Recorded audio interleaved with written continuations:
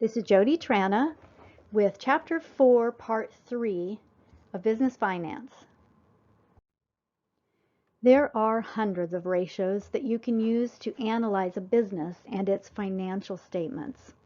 We have chosen to concentrate our efforts into the four primary categories first listed here. The fifth category of market value ratios we will touch on a little bit later in the course. We've talked about liquidity ratios. That is how well our working capital is operating and how liquid our assets are.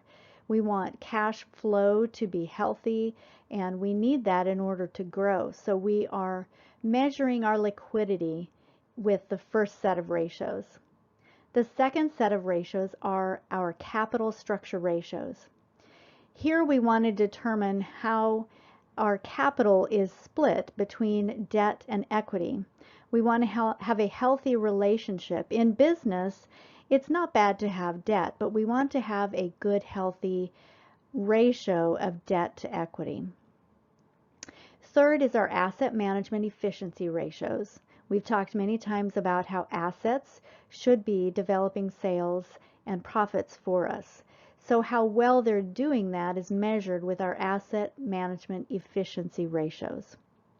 And finally, the fourth category are our profitability ratios. Here we're taking a look at different categories within the income statement to determine how efficient our company is running and how well we are contributing to the profits.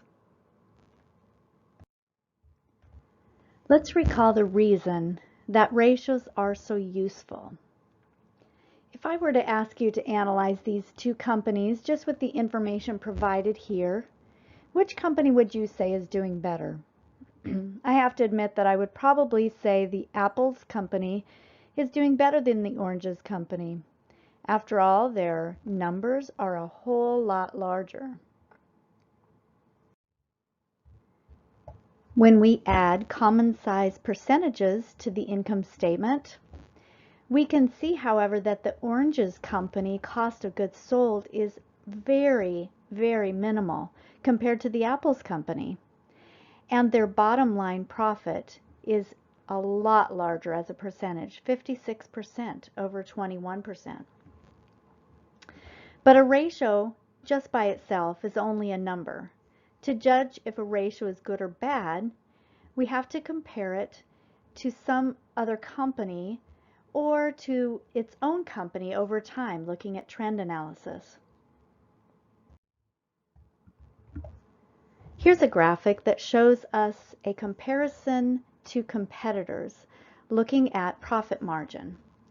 The important thing to note here is how important it is to compare yourself to a company that is in the same type of business. You can see that Walmart and Target here are represented with very, very low profit margins, below the 5% range. And you'll also notice that Microsoft and Alphabet are in much higher profit margins. They're a lot more volatile as well. It would not be fair or even that useful for Target to compare themselves to Microsoft or to Alphabet, at least not in the profit margin area. It's important to stay and to keep your comparisons around competitors and companies within the same industry. In this graph, you can see one company has posted their profit, their overhead, and their direct labor numbers on a graph over time. This helps to identify trends within the company's operations and to maybe set some goals for the future. Ratios are very useful in the process of benchmarking. Benchmarking is when we set goals for our company within a few key financial ratio areas, and we determine those goals based on looking at our own company trends and also comparing our own company against that of peers within the industry.